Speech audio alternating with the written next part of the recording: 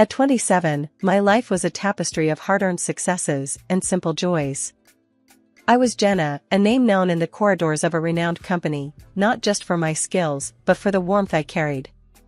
It was here, amidst the hustle of deadlines and the aroma of brewed ideas, that I met Alex. He wasn't just another suit, he was a burst of energy, a puzzle I couldn't resist solving. Our first project together was more than just work, it was a dance of minds, a clash and melding of thoughts. Jenna, your approach is something else.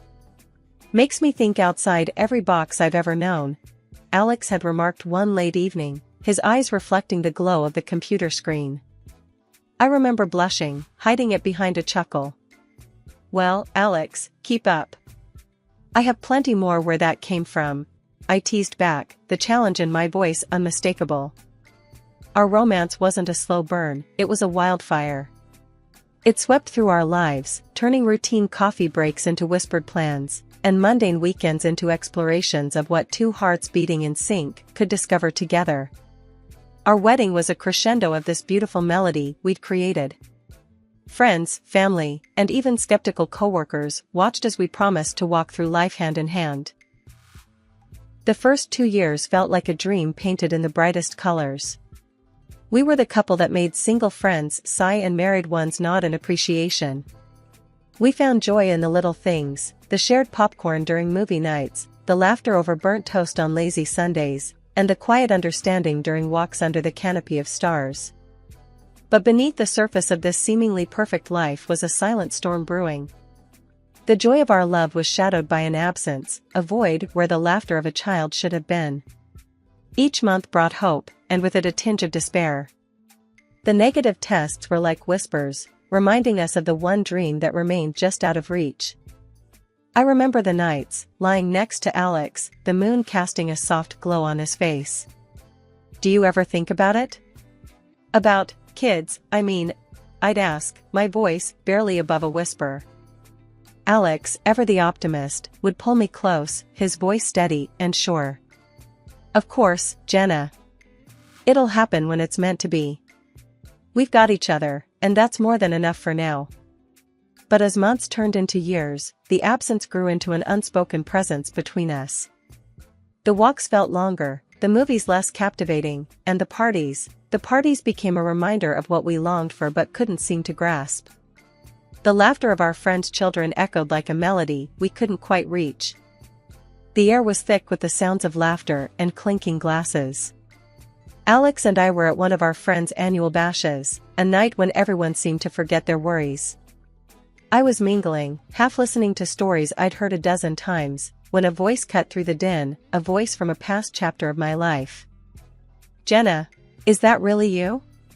The voice was unmistakable, laced with a boldness that belonged to only one person, Lisa, my high school friend. She hadn't changed a bit, still carrying herself with a presence that turned heads, her style as striking as her personality. I turned, my surprise morphing into a smile. Lisa. I can't believe it's you. It's been ages. Her laughter rang out, genuine and hearty. Too long, Jenna. Look at you, all sophisticated and successful. I always knew you'd make something of yourself. Our conversation flowed effortlessly, memories of our school days weaving through the chatter of the party. I noticed Alex watching from a distance, his eyes curious, but cautious. When Lisa waved him over, his approach was measured, his greeting polite but reserved. Alex, meet Lisa, an old friend from school. I introduced them, watching the interaction closely. Alex extended his hand, his smile polite. Nice to meet you, Lisa. Jenna's told me a lot about her school days. Lisa's reply was quick, a hint of mischief in her eyes. All good things, I hope. Jenna and I go way back. Had quite the adventures, didn't we? The conversation was light, filled with the banter of rekindled friendships and shared histories. But I caught the subtle glances, the unspoken words hanging in the air. Lisa was a force, her vivacity undeniable, but her reputation from our school days, the heartbreaker, the free spirit, lingered in the back of my mind. Over time, Lisa's visits became more frequent, our chats more intimate. We shared stories, laughed over old jokes, and confided in each other like the years apart had been mere days. It felt good, having a piece of my past back, a reminder of carefree days. But as Lisa's presence grew, so did the silence between Alex and me. The void of our unfulfilled dreams seemed to grow wider, the absence louder. Our home, once filled with the echoes of our laughter, now held whispered conversations and unspoken fears. It was during one of Lisa's visits that I finally voiced the worry that had been gnawing at me. The evening was winding down, the room bathed in the soft glow of the setting sun. "Lisa, I don't know what's wrong. Alex and we've been trying, but it's just not happening. The child we've dreamed of, it feels like a mirage now." Lisa's eyes met mine, a depth of understanding in her gaze. "Jenna, these things can be complicated. Have you seen a doctor? Sometimes it's not just a one-person issue." Her words, simple yet profound, struck a chord. It was a reality I had skirted around, a truth I had been reluctant to face. But in that moment, with Lisa's frankness, the path forward seemed a little clearer, albeit daunting. Months turned into a silent agony of waiting and hoping. Each failed attempt at starting a family chipped away at the joy that once filled our home. "It's just not happening, Alex. We need to face this, face it together," I said one night, the desperation clear in my voice. Alex's reluctance was like a wall between us. "Jenna, why are you so hung up on this?" "I'm telling you, it's not me." "But fine, if it makes you happy, I'll do the tests," he finally conceded after countless conversations that seemed to go in circles. The day we went for the full examination felt like a step into the unknown. A part of me was scared of what we might find, but a bigger part just wanted answers. "Whatever this brings, we'll deal with it, right?" I asked Alex, seeking some reassurance. He just nodded, his usual confidence replaced by a quiet tension. The wait for the results was like living in limbo, each day stretching longer than the last. During these trying times, Lisa, my blast from the past, was a surprising source of comfort. "Jenna, you're one tough cookie. Whatever comes out of this, you'll handle it. You always do," she'd say, her support unwavering. But life has a way of throwing curveballs when you least expect them. It was a chance encounter on the street that planted a seed of doubt in my mind. A former classmate, someone who knew the high school version of Lisa all too well, stopped me with a reminder of the past. "Jenna, watch out for Lisa, okay? She was a real piece of work back in the day, breaking hearts left and right. You remember, right?" she said, her tone half concerned, half curious. I laughed it off, the idea of Lisa, my rock during these turbulent times, being anything less than genuine seemed far-fetched. "People change. Lisa's not like that anymore," I responded, but the conversation left a nagging feeling in the pit of my stomach. Later that day, as Alex and I sat in our usual silence, I decided to address the elephant in the room. "Alex, can I ask you something? What do you think about Lisa?" His reaction was immediate and defensive, a stark contrast to his usual nonchalance. "Why does it matter? She's just your friend." "I don't care about her one way or the other," he said, his tone a mix of irritation and something else I couldn't quite place. His words did little to ease my mind. Instead, they added to the growing list of questions and doubts that seemed to have no answers. As the days turned into weeks, the waiting game for the test results became a battleground of unspoken fears and doubts.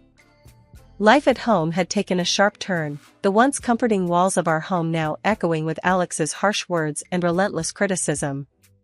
It wasn't just an off day or a bad mood, it was a drastic change that hung heavily in the air. "Jenna, can you try a little harder? Look at you, it's always the same old jeans and t-shirt. When you're with me, I want to show you off, not make excuses for your plain Jane look," Alex remarked coldly one evening, his words cutting deeper than he probably intended. I stood there, a mix of hurt and disbelief in my heart. "Alex, what's this about? Since when did appearances become more important than who we are to each other?" I replied, my voice shaking slightly. But it didn't stop at my appearance. It was everything, my cooking, my cleaning, the very essence of my being. "Jenna, this meal, it's bland. And the house, it looks like a tornado hit it. Is this really the best you can do?" he'd say, his dissatisfaction clear. Each word stung, each comment a blow to the life we had built together. Confused and hurt, I turned to the one person who had become my confidant through it all, Lisa. "Lisa, I don't know what's happening. It's like he's looking for reasons to be unhappy, to criticize me. I don't feel like I'm enough anymore," I shared, the vulnerability clear in my voice. Lisa's response was thoughtful, her words a mix of support and practicality. "Jenna, he's being a total jerk. But maybe you guys just need a break from the routine. Why not plan a surprise, something to reignite the spark? How about a romantic trip?" The idea was like a beacon of hope, a chance to mend the growing rift between us. Filled with a newfound determination, I approached Alex with the idea. "Alex, I've been thinking. Maybe we need a change of scenery, some time away from all this stress. What do you say to 2 weeks in Hawaii, just the two of us?" I suggested, the hopeful tremor in my voice betraying my anxiety over his response. To my surprise, his reaction was positive, a glimmer of the old Alex shining through. "Jenna, that sounds, actually great. You're right, we could use the time away. Let's do it," he agreed, his words a soothing balm to my frayed nerves. In that moment, I allowed myself to feel a flicker of hope, a sense that maybe, just maybe, this trip could be the bridge back to the love and understanding we once shared. The idea of a romantic getaway, of 2 weeks in paradise with the man I still loved, felt like a lifeline, a chance to turn the page on the recent bitterness and start a new chapter. The days leading up to our Hawaii trip were a whirlwind of anticipation and preparation. Alex, taking charge of the arrangements, insisted on handling everything. "Jenna, you've been working too hard lately. Let me sort out the tickets and the hotel. You just focus on packing and getting ready for our escape," he said, a smile playing on his lips. I was touched by his thoughtfulness, a glimpse of the man I fell in love with. "That's so sweet of you, Alex." "Thank you, I could really use the break," I replied, my heart light with the promise of a fresh start.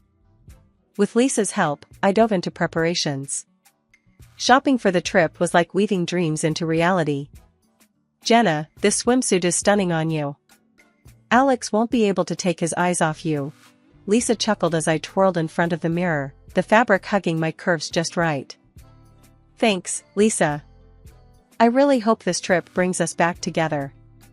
It feels like we're finally turning a page," I said, the excitement bubbling within me like champagne. The day of departure arrived, and I was a bundle of nerves and excitement. Alex seemed more upbeat than usual, a good sign, I thought. As we reached the airport, the buzz of travelers and the scent of adventure filled the air. But the unexpected sight of Lisa there turned the excitement into confusion. "Lisa? What are you doing here?" I asked, a knot forming in my stomach. The smirk on Alex's face and the glint in Lisa's eyes were the first cracks in my carefully built hopes. "Jenna, the thing is, Lisa's the one joining me to Hawaii. Not you," Alex said, his words slicing through the din of the airport like a knife. I stood there, disbelief and betrayal warring within me. "But Alex, this trip was for us, our chance to reconnect," I stammered, the world tilting around me. His laughter was a sound I barely recognized, cold and distant. "Reconnect? Jenna, you're living in a dream. I'm done playing house. Lisa and we're a thing now. Your little vacation plan just turned into our romantic getaway." Lisa's grip on Alex's arm tightened, her victory clear in her eyes. "Oh, Jenna, you're such a dear friend. Funding our little escapade, how generous of you." Their words were daggers, their laughter a poison spreading through my veins. "You're leaving me just like this?" I managed to say, my voice a mere whisper. He shrugged, the casualness of his betrayal a final blow.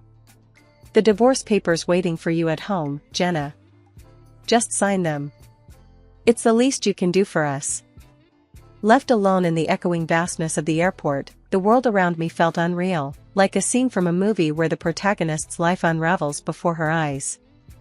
My heart was heavy, a mix of betrayal, shock, and an overwhelming sense of loss consuming me. It was then, amid the chaos of my crumbling world, that an unexpected voice reached out. "Hey, are you okay? Do you need help with anything?" The voice was gentle, concerned, cutting through the fog of my despair. I looked up, my eyes meeting those of a stranger. He was about my age, his expression kind, genuine. My husband, they just left me here," I stammered, the words feeling foreign as they left my lips. The man hesitated for a moment, then took a careful step closer. "I'm Ethan.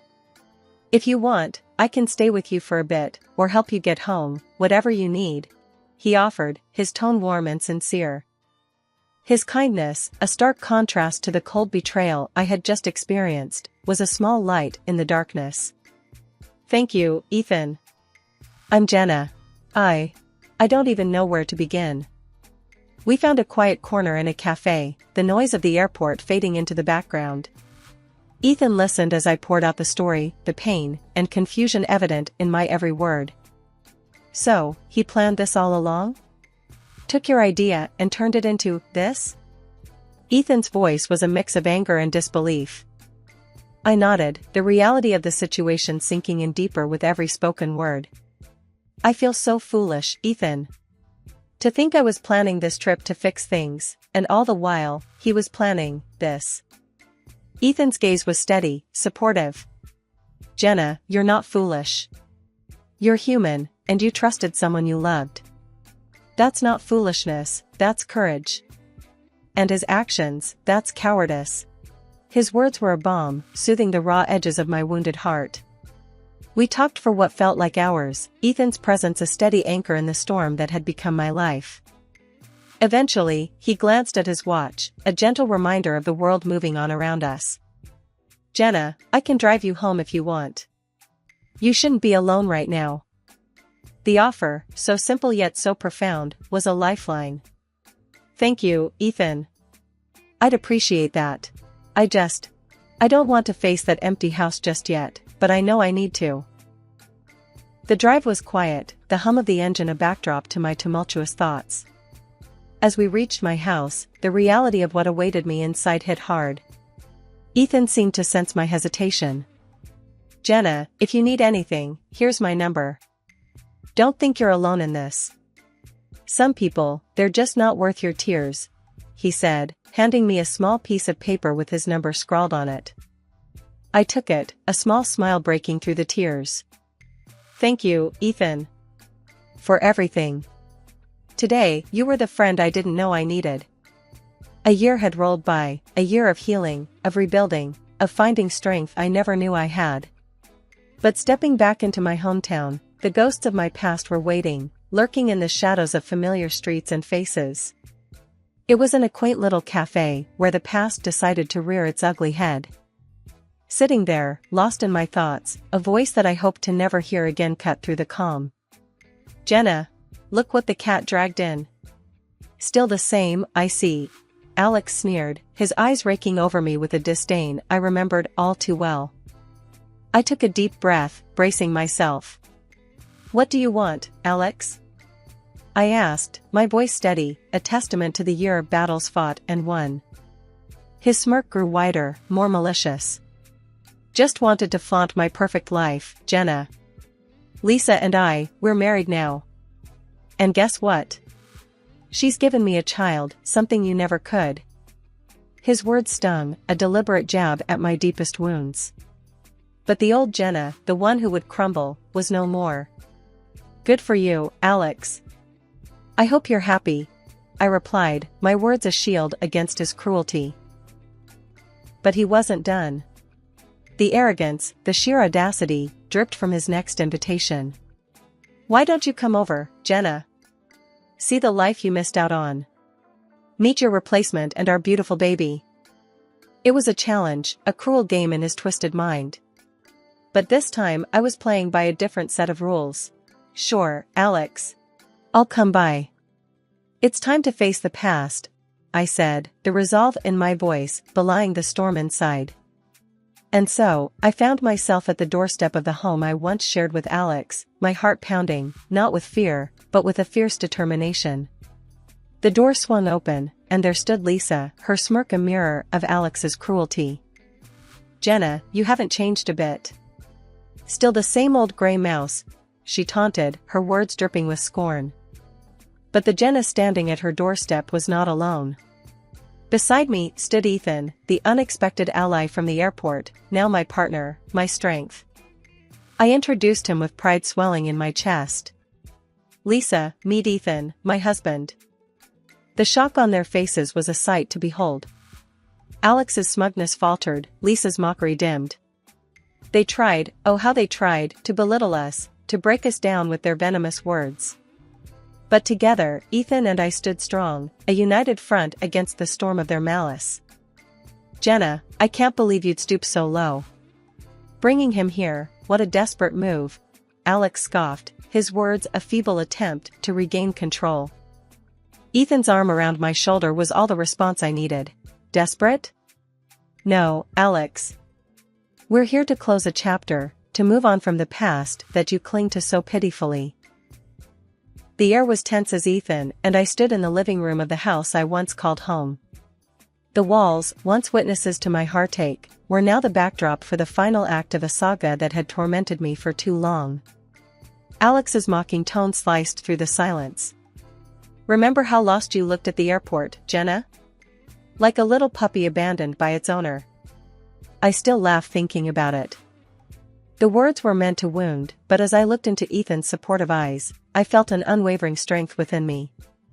Actually, Alex, that day turned out to be a blessing.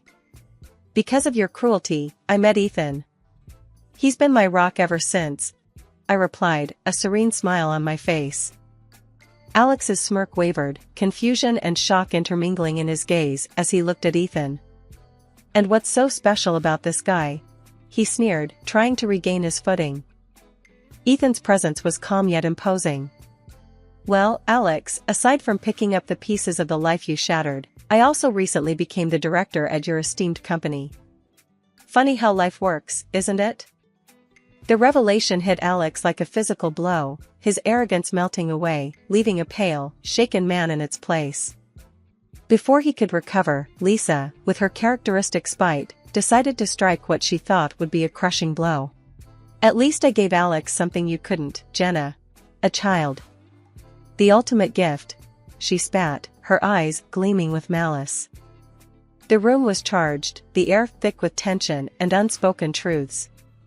I couldn't help but laugh, the absurdity of the situation and the secret I held turning my despair into amusement.